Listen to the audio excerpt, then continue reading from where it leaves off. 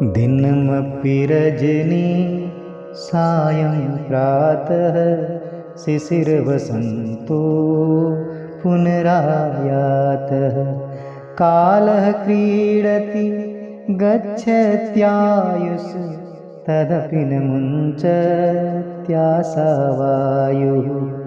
भज गोविन्दं भज गोविन्दं भज गोविन्दं मूढमते। प्राप्ते सन्निहिते मरणे नहि नहि रक्षति दुष्क्रियकर्णे। भज गोविन्दं भज गोविन्दं भज गोविन्दं मूढमते।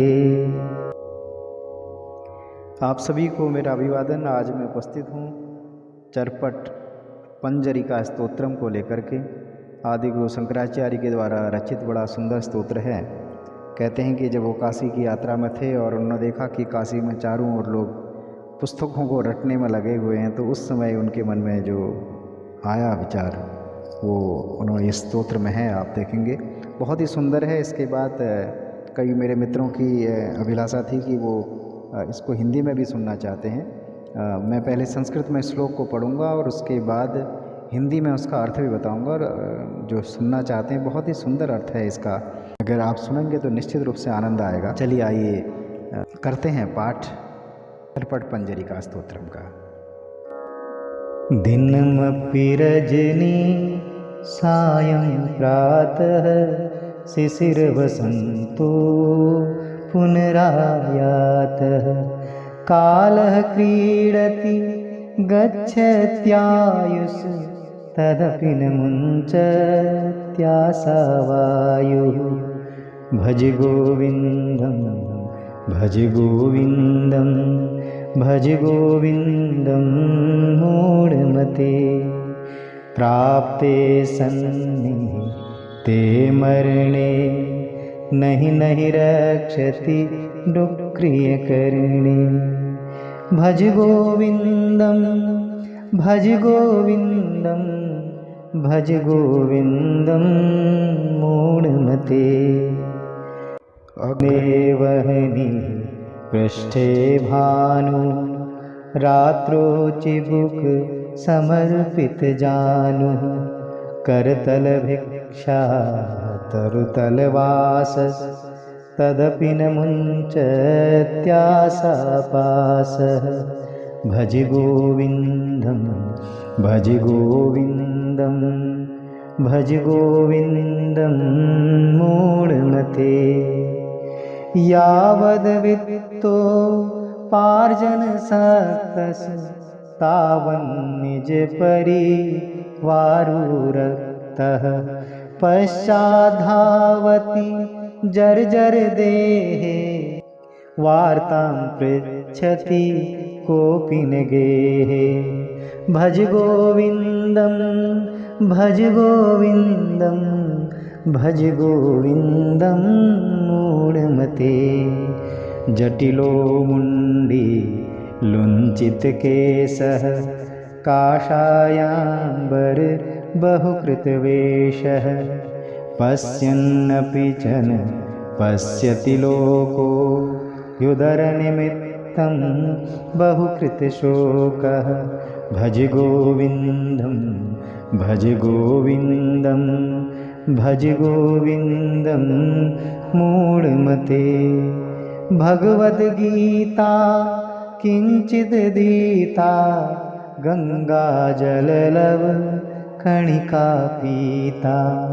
सकृदपि यस्य मुरारिसमर्चा तस्य यमः किं कुरुते चर्चां। भज गोविन्दं भज गोविन्दं भज गोविन्दं मूढमते। अङ्गं गलितं पलितं मुण्डं दशनविहीनं जातं तुण्डं। वृद्धो याति गृहीत्वा दण्डं तदपि न मुञ्चत्याशापिण्डं।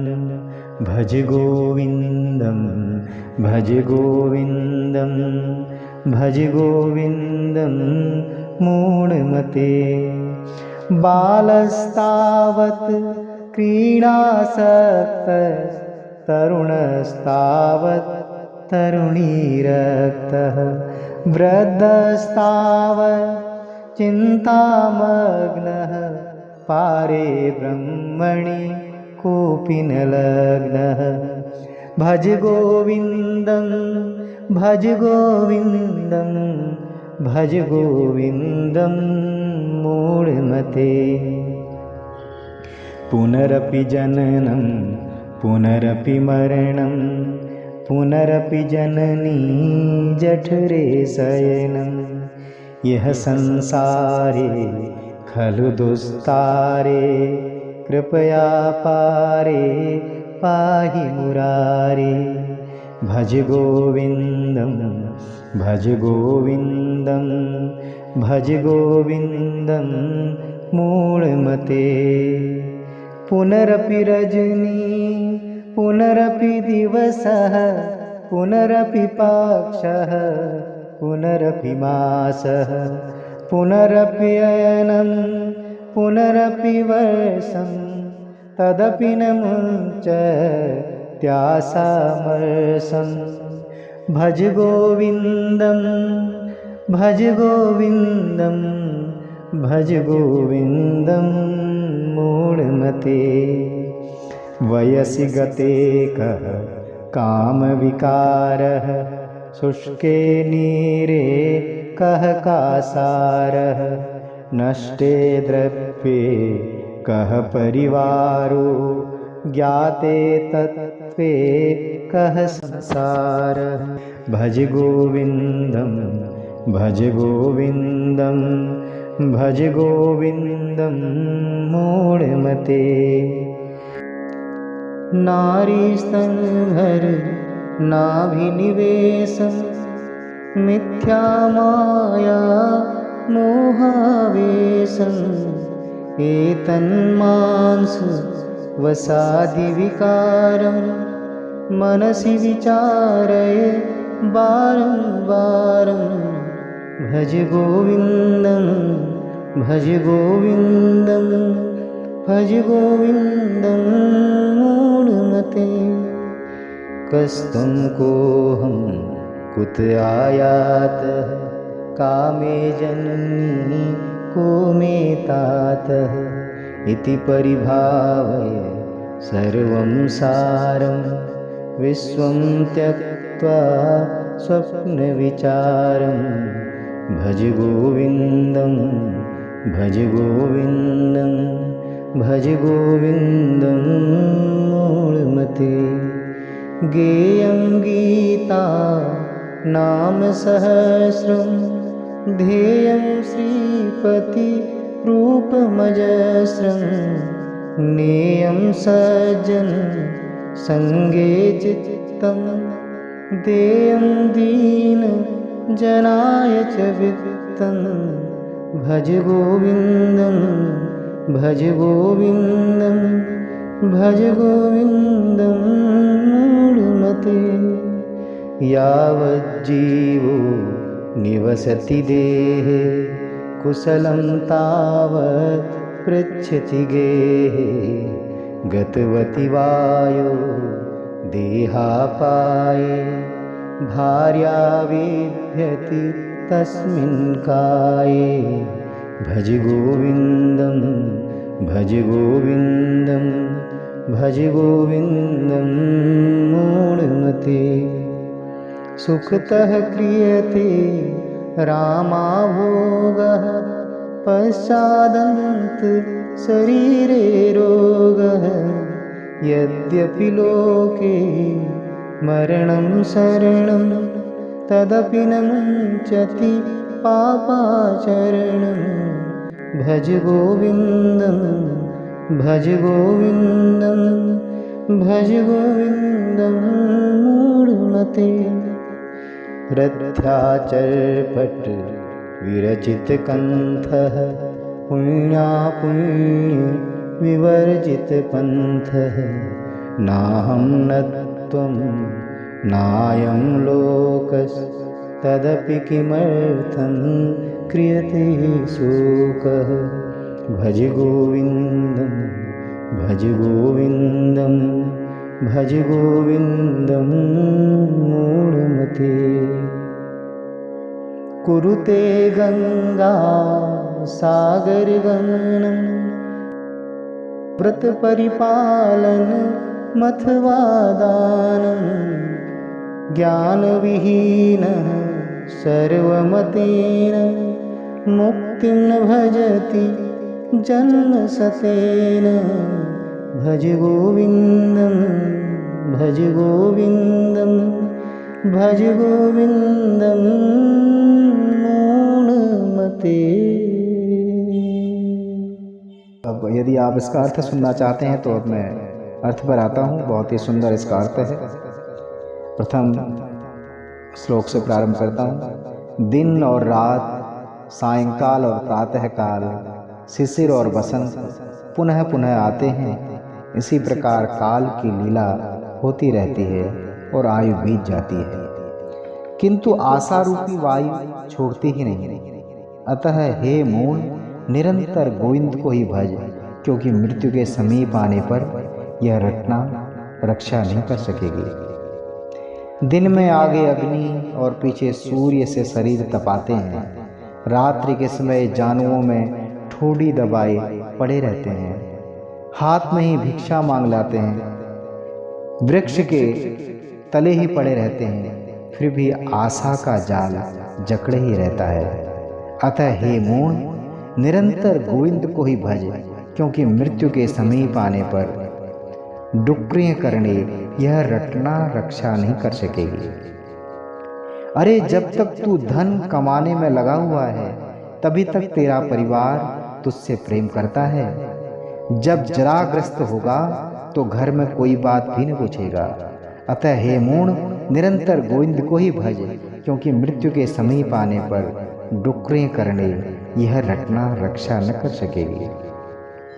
जटाजूटधारी होकर, मुंडित होकर, लुंचित केस होकर, कासायांबरधारी होकर, ऐसे नाना प्रकार के वेश धारण करके यह मनुष्य देखता हुआ भी नहीं देखता और पेट के लिए ही नाना प्रकार से शोक किया करता है।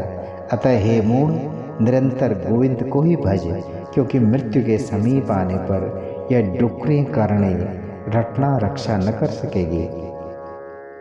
जिसने भगवत गीता को कुछ भी पढ़ा है, गंगा जल की जिसने एक बूंद भी पी है, एक बार भी जिसने भगवान श्री कृष्ण चंद्र का अर्चन किया है, उसकी यमराज क्या चर्चा कर सकता है।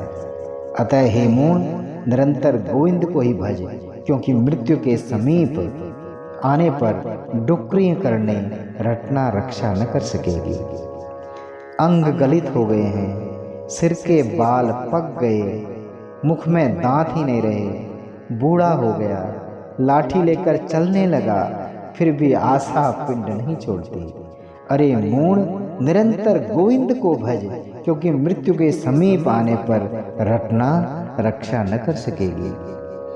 बालक तो खेल कूद में आसक्त रहता है, तरुण तो स्त्री में आसक्त है, और वृद्ध भी नाना प्रकार की चिंताओं में मग्न रहता है, पर ब्रह्म में तो कोई संलग्न ही नहीं होता।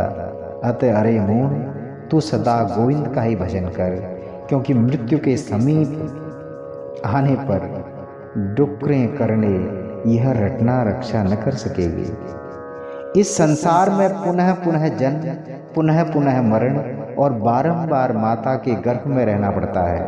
अतः हे मुरारे, मैं आपकी शरण हूँ, इस दुस्तर और अपार संसार से कृपया पार कीजिए। इस प्रकार अरे मूढ़, तू तो सदा गोविंद का ही भजन कर, क्योंकि मृत्यु के समीप आने पर यह रटना रक्षा न कर सकेगी। रात्रि, दिन, पक्ष, मास, अयन और वर्ष कितनी ही बार आए और गए, तो भी लोग ईर्ष्या और आशा को नहीं छोड़ते। अतः अरे मूढ़, तू सदा गोविंद का भजन कर, क्योंकि मृत्यु के समीप आने पर यह डुक्रियां करने रटना रक्षा न कर सकेगी। अवस्था ढलने पर काम विकार कैसा, जल सूखने पर जलाशय क्या, क्या धन नष्ट होने पर परिवार ही क्या, इसी प्रकार तत्व ज्ञान होने पर संसार ही कहाँ रह सकता है। अतः हे मूढ़ सदा गोविंद को भज, क्योंकि मृत्यु के समीप आने पर यह रटना रक्षा न कर सकेगी। नारी के स्तनों और नाभि निवेश में मिथ्या माया और मोह का ही आवेश है। ये मांस और मेद ही विकार है, ऐसा बार बार मन में विचार। हे मूढ़ सदा गोविंद का भजन कर, क्योंकि मृत्यु के समीप आने पर यह रटना रक्षा न कर सकेगी। स्वप्नवत मिथ्या संसार की आस्था छोड़कर तू कौन है, मैं कौन हूँ, कहाँ से आया हूँ, मेरी माता कौन है और पिता कौन है, इस प्रकार सबको असार समझ तथा हे मूढ़ निरंतर गोविंद का भजन कर, क्योंकि मृत्यु के निकट आने पर डुक्रियाँ करने यह रटना रक्षा न कर सकेगी। गीता और विष्णु सहस्त्र नाम का नित्य पाठ करना चाहिए। भगवान विष्णु के स्वरूप का निरंतर ध्यान करना चाहिए। चित्त को संत जनों के संग में लगाना चाहिए और दीन जनों को धन दान करना चाहिए। और हे मूढ़ नित्य गोविंद का ही भजन कर, क्योंकि मृत्यु के निकट आने पर डुक्रियाँ करने यह रटना रक्षा न कर सकेगी। जब तक प्राण शरीर में है तब तक ही लोग घर में कुशल पूछते हैं। प्राण निकलने पर शरीर का पतन हुआ कि फिर अपनी स्त्री भी उससे भय मानती है। अतः हे मूढ़ नित्य गोविंद को ही भज, क्योंकि मृत्यु के निकट आने पर डुक्रियाँ करने यह रटना रक्षा न कर सकेगी। पहले तो सुख से स्त्री संभोग किया जाता है, किंतु पीछे शरीर में रोग घर कर लेते हैं। यद्यपि संसार में मरना अवश्य है, तथापि लोग पापाचरण को नहीं छोड़ते। अतः हे मूढ़ सदा गोविंद का भजन कर, क्योंकि मृत्यु के निकट आने पर डुक्रियाँ करने यह रटना रक्षा न कर सकेगी। गली में पड़े चिथड़ों की कंथा बना ली, पुण्य से निराला मार्ग अवलंबन कर लिया। न मैं हूँ न तू है और न यह संसार है, ऐसा भी जान लिया, फिर भी किस लिए शोक किया जाता है। अतः हे मूढ़ सदा गोविंद का भजन कर, क्योंकि मृत्यु के निकट आने पर डुक्रियाँ करने यह रटना रक्षा न कर सकेगी। चाहे गंगा सागर को जाए, चाहे नाना व्रतों उपवासों का पालन अथवा दान करे, तथापि बिना ज्ञान के इन सब से 100 जन्म में भी मुक्ति नहीं हो सकती। अतः हे मूढ़ सर्वदा गोविंद का भजन कर, क्योंकि मृत्यु के निकट आने पर डुक्रियाँ करने अथवा हा धन हा कुटुंब हा संसार यह रटना रक्षा न कर सकेगी। इसी के साथ आप सभी को मेरा पुनः अभिवादन।